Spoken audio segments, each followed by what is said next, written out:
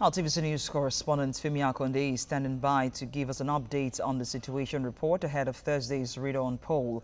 Femi is joining us, and also with Osun State Chairman Conference of Registered Political Parties, Adekunle Omoaje. Many thanks, Femi. What is going on? Well, thank you very much, Ugochi. The struggle continues for political parties, of course, as they continue in their efforts to reach out to voters, of course, of the affected polling units whose results were cancelled ahead of the Thursday rerun election here in Osun State. Of course, there have been accusations and counter-accusations, the blame game between the two leading contenders. Of course, some of these allegations cannot be verified, but you know, politicians and their thing, when they become very desperate to get the votes of the electorate, they come up with different kinds of conjectures. Well, I have here Honorable Adekunle Omoaje. He's the Osun State Chairman of the Conference of Registered Political Parties. You know that INEC's decision to declare that result inconclusive has divided opinions among politicians, political parties, and even lawyers. And for the Conference of Registered Political Parties, they have also released a press statement where they describe the decision of INEC to declare that governorship election inconclusive, as they called it a travesty of justice and a rape of our electoral process. Welcome to the program, sir. Thank you, my brother. A travesty of justice and a rape of our electoral process. Not everyone will agree with you on this. That is exactly what happens, because Osun State people are spoken with one voice, and they have given the mandate to Senator Nurudi Ademola Adeleke as the governorship candidate and governorship elect in Osun State. And now, for electoral umpire, INEC, to now declare the election inconclusive, we cannot call it any other thing than rape of a democracy. Yeah, in your press statement, you quoted Section 69 of the Electoral Act 2010, which says that in an election to the office of president or governor, whether or not contested, and in any contested election to any other elective office, the results shall be ascertained by counting the votes cast for each candidate and subject to the provision of Section 133, 134, and 179 of the Constitution. The candidate that received the highest number of votes shall be declared elected by the appropriate returning officer. But now some other lawyers have countered this to say that INEC has the right to, Barrister Monday Obani says the Electoral Act gives INEC the power to enact an electoral guideline for every election. So whatever INEC has done in Osun State is in accordance with the Electoral Act.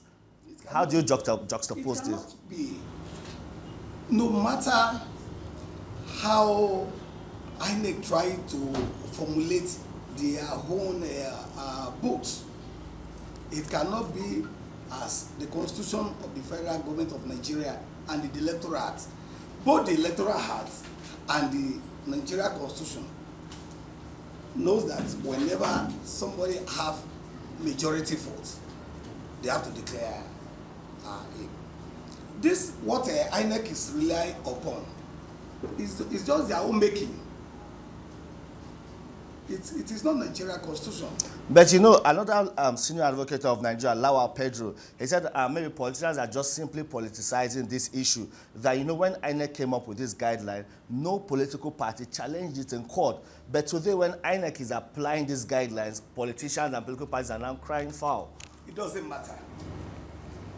You know, now that nobody challenged it in the court before, does not make it good. But silence is consent. It means all political parties agreed to it because nobody challenged it. It's not like that. It is when all these things is happening that we started look at it. Especially we try to take, we look at it, the law aspect of it, the constitution that back it up. This one that INEC did, no, they don't have constitutional rights. They don't have the constitutional power Nowhere they can take this one go. But you know, this thing also happened in Kogi State, and the matter got up to the Supreme Court, where the Supreme Court, of course, in the Faleke and Abubakar Audu issue, confirmed that INEC can declare an election inconclusive. They have the power, according to the electoral guideline, of course, of INEC, that they can declare an election inconclusive. The Supreme Court also recognizes INEC's powers to declare an election inconclusive. You see, this inconclusive was invented by the former INEC chairman, Professor Maurice Wu. But the man said it that time, that they did it, and they now realize that it contravened the Constitution of Nigeria and the Electoral Act. And Professor Maurice Wu himself had never once used it. They did all this inconclusive election by mistake. So what will happen to the more than 3,000 votes that were cancelled? 3,000 registered voters that were disenfranchised.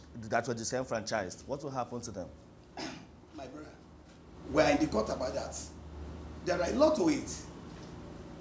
It's not 3,000 plus. Tell us, what is it? All the votes, all the registered voters in these 7 polling units are not to 1,000. Your opinion or facts? It's a fact, because the PVC collected, yes, if you are talking about registered voter, you can go as far as that figure. But the PVC collected till the time that INEC stopped giving out a PVC is not up to 1,000 in the 7 polling units. So now, even if we go to Friday on Thursday, we are just going to look for a vote of 1,000 people. All right, then we'll wait and see. Thank you very much, the Osun State Chairman of the Conference of Registered Political Parties.